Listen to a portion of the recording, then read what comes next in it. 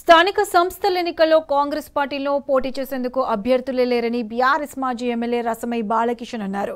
రేవంత్ సర్కార్ కోర్టులను కూడా లెక్క చేయడం లేదని మండిపడ్డారు. కరీంనగర్ జిల్లా తిమ్మాపూర్ మండల కేంద్రంలో రసమై బాలకిషన్ మీడియాతో మాట్లాడారు.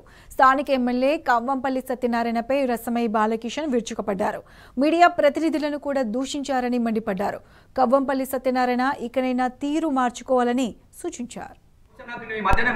డ్రగ్స్ తీసుకుంటున్నావా ఏంది? నాకు డౌట్ వస్తుంది. మనిషి అనేటోడు అట్లాంటి భాష మాట్లాడు. ప్రామి చెప్తున్నా, మనిషి అనేటోడు అట్లాంటి భాష మాట్లాడు. నాకు పెద్ద డౌట్ ఉన్నది నీ మీద. ఎందుకో మీదికే దిగినావు, ఊగుతున్నావు. మొత్తం జర అయితే కిందనే పడదు అట, ఊగిపోతున్నావు. అరే మామూలు మనిషి అయితే పొద్దుగాల ఏమన్నా టిఫిన్ చేసి చాలా దగ్గర మాట్లాడు. మరి పెద్ద డౌట్ ఉన్నదని చెప్తున్నా కదా, ప్రామి చెప్తున్నా. ఈ డ్రగ్గిస్టు, పెద్ద డ్రగ్గిస్టు. నాకు బాగా అవుతాను. ఎందుకంటే ఆ భాష మీరు మాట్లాడితే నాకు అట్లా అనిపించినది. నేను ఊరికే మాట్లాడలేను, మళ్ళీ చెప్తున్నా, సాక్ష్యాలు లేకుండా మాట్లాడతలేను బిడ్డ. ఇది కూడా గుర్తుపెట్టుకో. నువ్వు మాట్లాడిన ప్రతి మాట ఉన్నది నా దగ్గర. నువ్వు చాలా అమాయకుని. నీ ఎంబడున్న వాళ్ళు అంతా నీ వాళ్ళు అనుకుంటున్నారు బిడ్డ. నీ ఎంబడున్న వాళ్ళు 90 మంది నా వాళ్ళే, గుర్తుపెట్టుకో. కేవలం పవర్ కోసం వచ్చిన వాళ్ళు కొంతమంది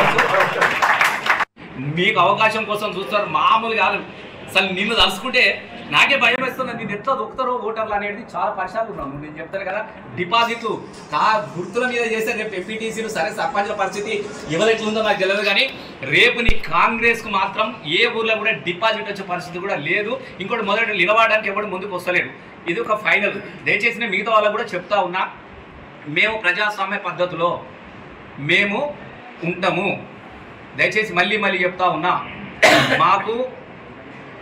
మేము ఇతరుల పట్ల ద్వేషాన్ని కానీ ఇట్లా కానీ మేము మాట్లాడే వ్యక్తులం కాదు. మేము చాలా మనసులో ప్రేమిస్తాం, మేము గౌరవిస్తాం.